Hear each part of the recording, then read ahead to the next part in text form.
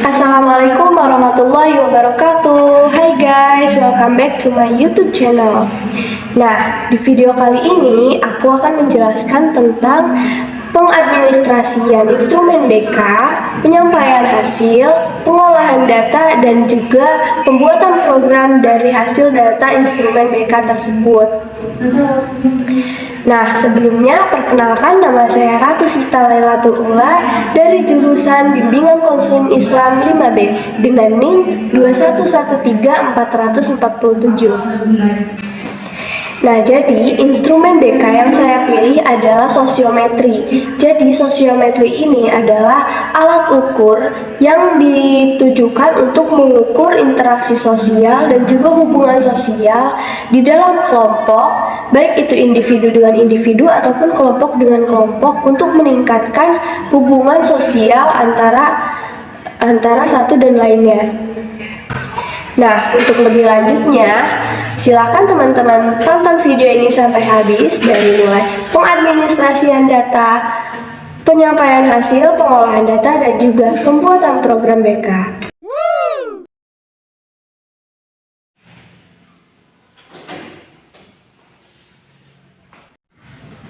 Assalamualaikum warahmatullahi wabarakatuh.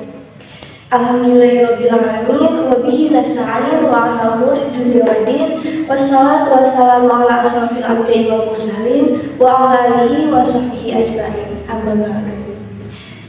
Nah, teman-teman sekalian, apa kabar nih semuanya? Masih semangat kan? Ya, masih semangat. Harus semangat ya, karena ini masih pagi. Nah, teman-teman, alangkah lebih baiknya kita perkenalan terlebih dahulu ya. Teman-teman ada yang udah tahu sama kakak? Belum, karena kita belum berkenalan ya. Jadi, perkenalkan, nama kakak Ratu Sita Lailatul Ula. Kakak dari jurusan Bimbingan Konseling Islam semester 5 dari UIN Sultan Maulana Hasanuddin Banten.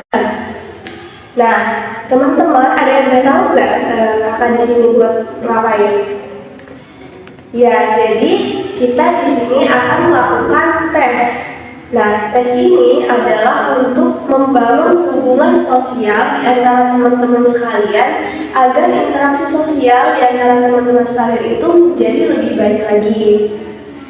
Nah, sebelum kita memulai tesnya, alangkah lebih baiknya kita berdoa terlebih dahulu. Berdoa menurut kepercayaannya masing-masing, dimulai. Amin. Nah, teman-teman, jadi di sini seperti yang tadi kakak udah jelaskan di awal, kita akan melakukan tes tentang interaksi sosial antara teman-teman ya. Nah, nama tesnya itu adalah sosiometri. Nah, teman-teman ada yang udah tahu belum apa itu sosiometri? Belum pada tahu ya? Jadi, sosiometri itu adalah alat ukur yang digunakan untuk mengukur hubungan sosial atau hubungan interaksi sosial antara satu kelompok dengan kelompok lainnya ataupun individu dengan individu lainnya, yang di dalamnya itu berupa kelompok. Nah, jadi tes ini itu untuk mengukur interaksi atau komunikasi teman-teman sekalian nih. Misalnya contohnya namanya siapa? Rani dengan Rina ya. Ini tuh untuk mengukur interaksi sosial ataupun komunikasi antara Rina dan juga Rani. Gitu contohnya. Sampai sini teman-teman udah paham? Apa ada yang mau ditanyakan? Cukup ya. Nah, teman-teman, sebelumnya kakak harus sekalian dulu nih teman-teman, nanti disiapkan satu buah kertas dan juga satu buah pulpen untuk mengisi pertanyaan yang akan kakak utarakan nanti ya. Nah, jadi di sini teman-teman sekalian jangan merasa canggung ya, anggap aja kakak seperti teman kalian sendiri, jadi jangan takut-takut. Nah, sebelumnya teman-teman ini kan membahas tentang pertanyaan yang ada di dalam diri teman-teman terkait dengan hubungan sosial teman-teman dengan teman sebangkunya atau teman sekelasnya ya. Jadi teman-teman gak usah takut kalau datanya itu diketahui oleh teman sebangku ataupun oleh pihak-pihak yang lainnya. Karena di sini kakak sudah disumpah untuk menjaga kerahasiaan dari data maupun keterangan yang teman-teman berikan. Jadi teman-teman diharapkan mengisi soalnya itu secara jujur dan juga tidak diskusi, karena itu tidak mempengaruhi nilai akademik teman-teman. Jadi teman-teman diharapkan untuk tidak mencontek, karena ini adalah hasil dari hubungan interaksi kalian masing-masing gitu ya. Nah teman-teman, apakah udah siap satu buah kertas dan juga pulpennya? Udah siap ya? Di sini teman-teman udah siap mengikuti tes sosiometri ini? Siap ya? Karena kan nggak usah tegang-tegang ya, ini tesnya itu tidak akan mempengaruhi nilai kalian, ingat ya. Oke, jadi kakak akan membacakan satu buah pertanyaan, yaitu pertanyaannya, siapa teman yang kalian senangi untuk diajak komunikasi? Yang belakang kedengeran nggak? Ya, jadi kakak ulangi ya. Pertanyaannya yang nomor 1, siapa teman yang paling kalian senangi untuk diajak diskusi?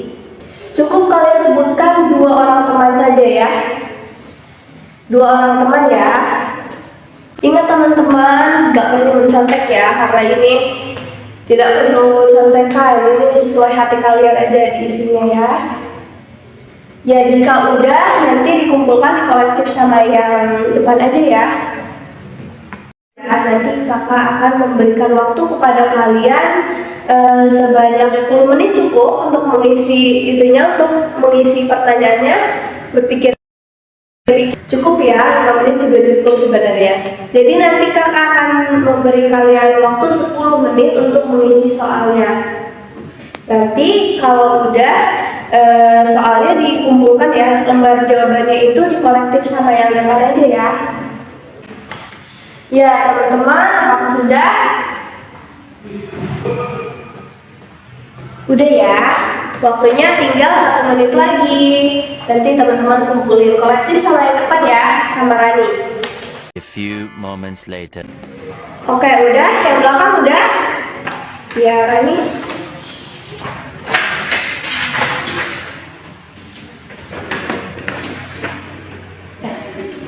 Nah, teman-teman, ini adalah lembar jawaban dari pertanyaan yang sudah teman-teman isi terkait dengan teman yang kalian senangi dalam komunikasi. Nanti hasil dari jawaban kalian, data ini akan kakak olah. Nah, sebelumnya kakak mau nanya dulu nih ke kalian, kalau misalnya nanti ada beberapa orang yang nanti kakak panggil atau kakak chat via WhatsApp, yang di dalamnya itu adalah orang-orang yang mempunyai interaksi sosialnya itu rendah gitu ya. Jadi nanti teman-teman bersedia nggak untuk kakak tindak lanjuti nih? Nanti teman-teman diberikan layanan bimbingan konseling untuk meningkatkan interaksi sosial dengan teman yang lainnya. Apakah teman-teman bersedia? Bersedia. Oke, jadi kalau teman-teman bersedia, kakak ucapkan terima kasih. Nanti kita bertemu di minggu depan untuk penyampaian hasil dari data ini ya, data dari teman-teman, dari pertanyaan sosiometrik teman-teman ini ya. Nah teman-teman, kita udah ada di ujung acara. Jadi kakak ucapkan banyak-banyak terima kasih kepada teman-teman yang sudah meluangkan waktunya dan juga mau dengan sukarela mengisi pertanyaan-pertanyaan untuk tes sosiometri ini. Nah, seperti yang tadi kakak udah jelasin, nanti ada beberapa dari teman-teman yang akan kakak panggil untuk tindak lanjuti, baik itu diberikan layanan individual ataupun klasikal atau juga bimbingan kelompok. Nanti kakak akan memanggil orang-orang yang interaksinya rendah ini melalui chat ya, karena balik lagi, karena ini kan sifatnya rahasia, jadi tenang aja teman-teman, gak usah takut teman-teman yang lainnya ataupun minder karena punya interaksi sosial yang rendah. Nah, jadi nanti saya chat via WhatsApp yang interaksi sosialnya rendah akan dikumpulkan dan juga diberikan layanan bimbingan konseling. Itu tuh bisa berupa bimbingan kelompok gitu ya teman-teman. Jadi gak usah takut dan gak usah minder ya teman-teman. Iya.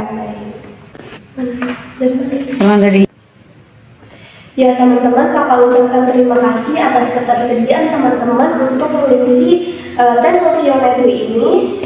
Kurang dan lebihnya kakak mohon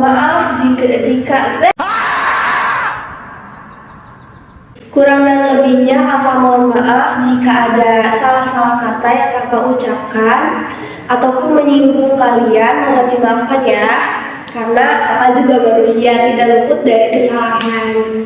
Ya, bila wabarakatuh. Halo guys, balik lagi sama aku. Jadi di sini aku akan menjelaskan tentang penyampaian hasil dari hasil tes sosiometri yang aku lakukan di kelas. Nah, sebagaimana tes sosiometri yang aku lakukan di dalam kelas kemarin, jadi jumlah responden itu ada 10. Nah, yang pertama kita buka aplikasi Excel terlebih dahulu dan kita buat data-datanya. Nah, di sini ada data dari hasil jawaban sosiometri kemarin dari responden yang 10 orang. Jadi, data-datanya itu adalah siswa A memilih, ini nggak kecatat, siswa A itu memilih siswa C dan juga E. Nah, kalau siswa B memilih siswa D dan juga E. Siswa C memilih E dan F. Siswa D memilih C dan juga E. Begitupun seterusnya sesuai dengan data hasil responden dari hasil tes sosiometri kemarin. Tidak boleh ada yang diubah ya guys. Nah, selanjutnya kita buat tabulasi pilihan respondennya. Nah, di sini di dalam sosiometri itu, satu individu itu tidak boleh memilih dirinya sendiri sebagai pilihan pertama ataupun kedua. Jadi ini aku merahin untuk memudahkan kita dalam membuat tabulasi data. Karena yang siswa A ini tidak bisa dia memilih dirinya sendiri sebagai pilihan satu untuk teman yang senang diajak komunikasi. Nah, setelah kita cantumkan data-data dari setelah kita buat tabel tabulasi data dari data hasil sosiometri yang ini, kita masukkan ke sini. Lalu di sini ada keterangan nih, pemberian skor. Pilihan pertama itu diberi skor 3. Jadi untuk misalnya nih, siswa C itu dipilih oleh siswa A sebagai pilihan pertama, berarti C ini skornya adalah 3.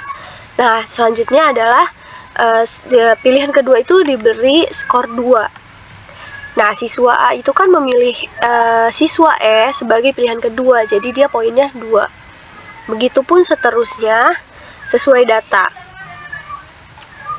Nah, ini kita bisa tambah warna supaya lebih memudahkan kita dalam melihat data-datanya.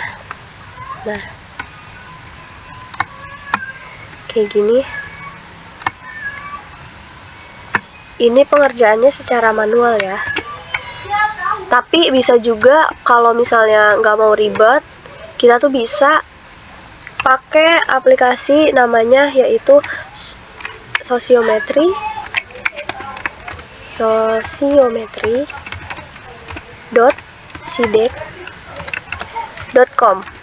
Nah, ini bisa kalian buka webnya di Chrome ataupun di manapun, bisa dibuka webnya dan tinggal dimasukin akunnya dan dimasukin datanya. Tapi kenapa saya pakai yang manual, karena webnya itu pas saya cari tuh udah nggak kebuka karena mungkin saking banyaknya orang yang pakai ini ya. Terus kan premium juga sekarang. Nah, balik lagi ke sini. Untuk jumlah skor itu dilihat dari hasil ini. Jadi kan siswa A itu dipilih sebagai pilihan kedua oleh siswa G dan juga siswa I. Jadi kita tinggal tambahkan nih, 2 ditambah 2 sama dengan 4. Nah, begitupun seterusnya. Siswa B itu skornya ada 1 doang, ada pilihan pertama 3. Kita turunin 3. 3 tambah 3, 6. Terus ini turun lagi 3. Nah, dapat kita lihat ya, siswa E ini banyak sekali peminatnya. Nah, bisa dilihat di sini oleh teman-teman, karena dari pilihan hampir nyaris semua orang yang ada di dalam kelas itu memilih siswa E. Karena siswa E ini berjumlah 9. Jumlah pemilihnya itu adalah 9. Nah, kalau ditotalin skornya itu ada 28 skor. Sedangkan siswa F itu 9 skornya. Siswa G itu 2, siswa H itu 1, dan siswa I dan juga J dia tidak ada yang memilih. Jadi bisa dikatakan siswa I dan juga J ini adalah siswa yang terisolir di dalam kelas. Nah, bisa kita simpulkan nih, dari sini kita bisa berpikir untuk membuat program layanan tentang penambahan kualitas komunikasi ataupun interaksi sosial di dalam kelas kepada siswa I dan juga J.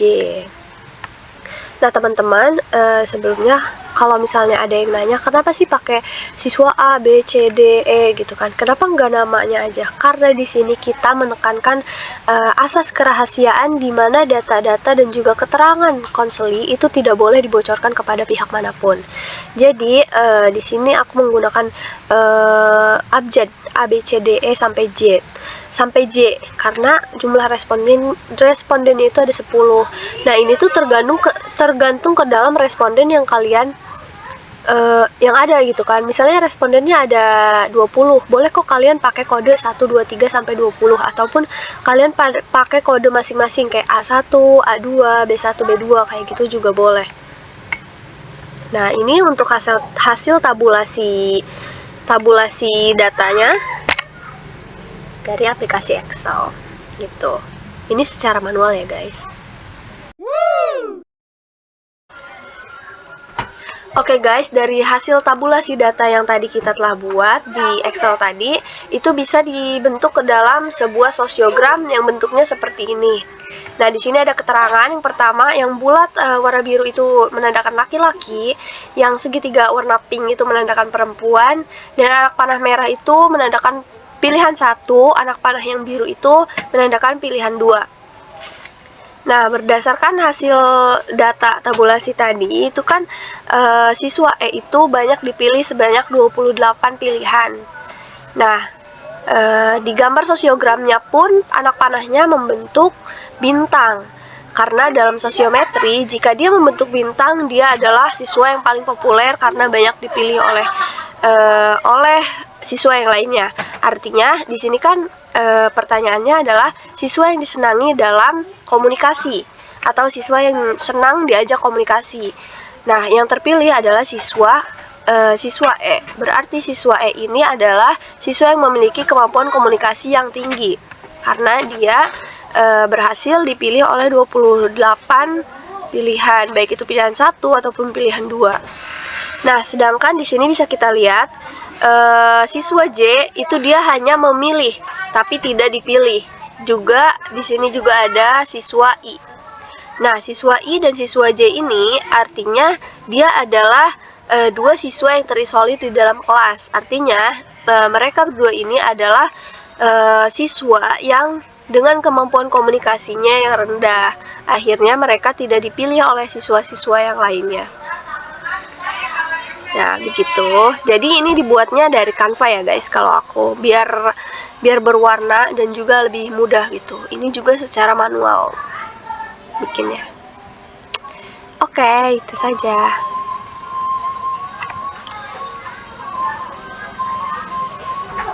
Nah, dari sini bisa kita buat juga bisa kita buat diturunkan menjadi program. Programnya itu khusus kepada bisa bimbingan kelompok, bisa juga bimbingan bimbingan kelompok, bisa juga konseling kelompok, bisa juga konseling individual, layanan informasi, yaitu terkait dengan komunikasi, dengan judul komunikasi yang baik, interaksi sosial yang baik, begitu. Nanti kita jelaskan program BK-nya itu di slide selanjutnya. Oke, guys.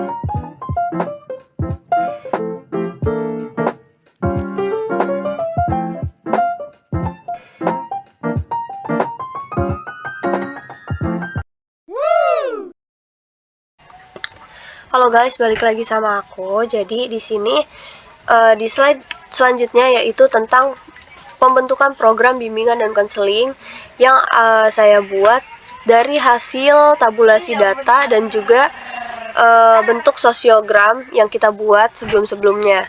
Nah, yang pertama ada komponen layanannya.